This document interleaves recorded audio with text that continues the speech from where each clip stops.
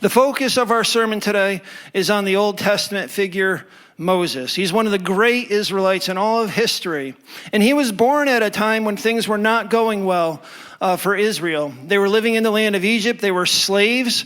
And they were starting to get a little too powerful for the comfort of the Egyptians. There was many of them, and the Egyptians started to get scared. So they asked the midwives when an Israelite woman was going to give birth, they were like, you got to kill these babies. And the midwives were like, no, we don't want to do that. So they didn't do that. They said, the Israelite women, they're just too strong. They deliver the babies way too fast, and we can't even get there before they deliver the baby. So then the Egyptians, the Pharaoh said, well, now we want you to take their male babies and we want you to throw them into the Nile River. And Moses was born around that time, but his mother, instead of throwing him into the river, like she shouldn't have, right? Instead of letting that happen, she went and she hid her baby. She took him and she put him in a basket made out of bulrushes. She covered it with pitch, and she went and put him in the river in the reeds and hid him there. Well, what ended up happening was Moses became the adopted child of Pharaoh's daughter. She found him there, and she adopted him into her family. And he was a man that grew up in Egyptian royalty, yet he knew that he didn't belong to them. Moses knew that he was a Hebrew. And one day when Moses was 40 years old, he witnessed an Egyptian beating a Hebrew slave. And he got mad at him, and he decided to take matters into his own hands. And he took that Egyptian and he killed him, and he buried his body in the sand. But then word ended up getting around, unfortunately, and Moses ran away to the land of the Midianites. When he was in Midian, he got married to a Midianite woman. He had children. And then one day, years later, as he was leading his sheep through the wilderness around the mountain of Horeb, he saw a bush burning, and he decided to go and investigate it. And it turns out that God was in that bush. And God began to speak to Moses and tell Moses that Moses was his chosen instrument, that he was going to use Moses to bring the Israelites out of Egypt and into a good and broad land, a land flowing with milk and honey. It was the same promise that was given to Abraham many years later, and then to Isaac, his son, and then to Jacob, and now to Moses. And things were going so bad for Israel in there that it really was time to pull them out of there. And Moses was a reluctant leader in the beginning. He didn't want to do it. He didn't seem to be very brave. He doubted that the people would listen to him. But God gave him the ability to perform some signs. One of the signs was turning his rod into a snake. God told him to take his staff and to throw it down on the ground. And when he did, it turned into a snake. And Moses was like, whoa, that's a snake on the ground. And God's like, okay, pick it up by the tail. And when he did that, it turned back into his staff. And then he was able to make his hand leprous and back again. And that seems kind of like an odd sign to show people, but he was able to do that. And also, he was able to take some water out of the river Nile and pour it on the ground, and it poured out as blood. But even this didn't convince Moses that he was the one. He was like, God, I'm a man and I stutter, and I don't want to get up there. How am I supposed to speak in front of Pharaoh, and how are these people supposed to listen to me? So God said that his brother Aaron could be his spokesperson. Though by the time that it really seemed to matter as they were going through things, Aaron really wasn't the spokesperson anymore, and Moses was comfortable enough. So Moses was able to convince the elders of Israel through his brother Aaron that he was sent by God to deliver them from Egypt. However, his first try at convincing Pharaoh to let the Israelites out created some problems. Instead of Pharaoh letting them go, he decided to make life even more difficult for them. They had to go on making bricks for Pharaoh's building projects. The Israelites were the great workers of that time in the land of Egypt. So they were brick makers, and they had to go and make these bricks, but then Pharaoh took away the straw. They had supplied it for them before, and then they decided to take it away. But he said, you have to make the same number of bricks every day, but now you have to go out and collect all the bricks in all the land.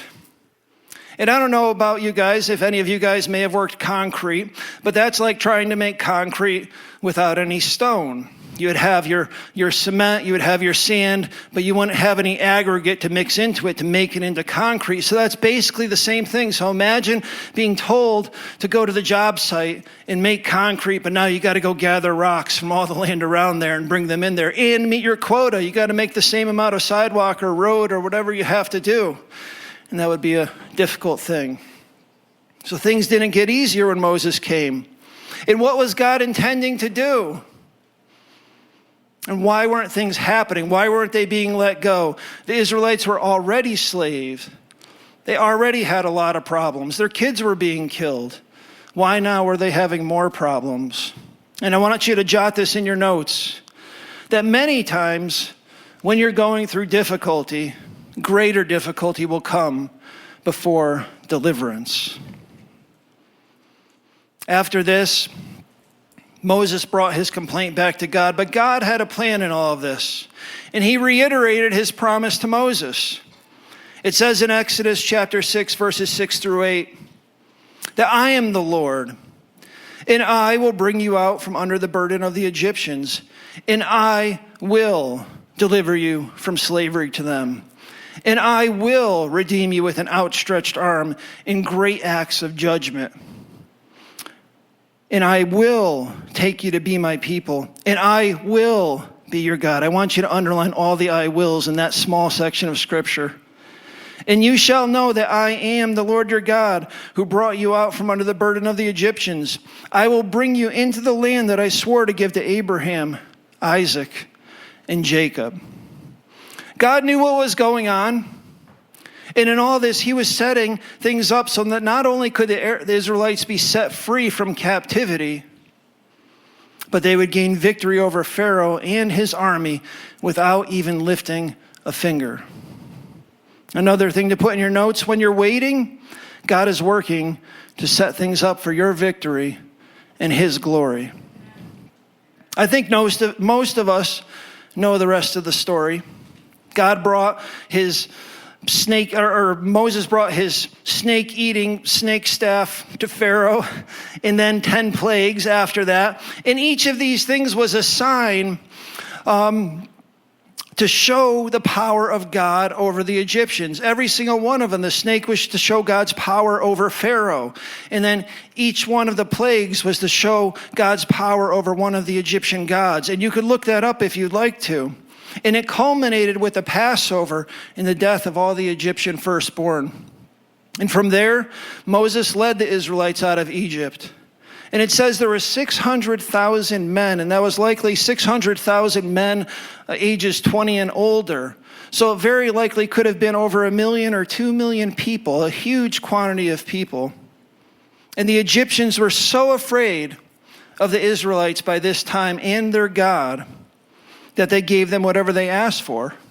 They gave them silver as they went. They gave them gold, and they gave them clothing. And the night that they left was 430 years from the time Abraham received the promise. Now, there are a couple of things that could seem a little strange here. First, why would he take them into a desert wilderness? Why would God do something like that? And there are a few things to keep in mind in all of this. First, while they saw these awesome miracles and how God removed them from Egypt, they still didn't know who God was and how they should worship him. And next, there was no law given at this time. This is before the commandments. So God needed to teach the people, and what better way than to bring them to a place of nothing, far removed from all the influence of the world, a place where the Israelites could develop their own culture in their own belief system with no influence from anyone other than God. God had to remove them from the ways of the world so that the Israelites could be made into his people.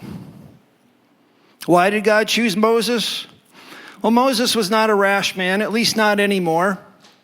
40 years had passed since he left Egypt, and he was about 80 years old when he returned. And he had learned something in this time, this last 40 years, patience. He didn't do the things on the spur of the moment. We don't see him going around trying to take care of the Egyptians one by one, at least anymore. We see a different person, someone who met his God and has been changed by him. He was perfectly set up by God to lead an impatient people across the desert, and his patience would be tested many, many times. So going back to the Exodus from Egypt, quite a bit was going to happen, and God needed to show the people who he was. To start, God was Israel's constant companion. He was there in a pillar of cloud by day, in a pillar of fire by night. He was always present to watch over them and to protect them. Next, God led them to some impossible places. He led them to an encampment right next to the Red Sea. And when they took there to this encampment, there was only one way in and one way out. On the other side was the sea, and the only path out of there was the path they came in. And then they had a problem. The Egyptian army with 300 chariots decided to come down and try to take them forcefully back to Israel. And the Israelites got mad and said, "Why did you bring us out here? So that we could just be killed here in the wilderness." And they accused Moses and God of these things. So God showed his power in an absolutely impossible situation by opening up the Red Sea. And the Israelites walked across it on dry land. And then, as the Egyptian army chased them, he closed the Red Sea right on top of them, and thus defeating all the Egyptian army. And all the Israelites had to do was walk away. After they left from there, God made bitter water drinkable and brought food from heaven. And he even gave them instructions on how to gather the food. They were to go out every single day and gather just enough for that day. And they had all that they could eat for that one day. And then on the Sabbath, they were to take 2 days worth of food. And they weren't allowed to take any more. If they tried to, it would have worms in it and it would go bad. But God made them rely on him for their food every single day. They needed to rely on God.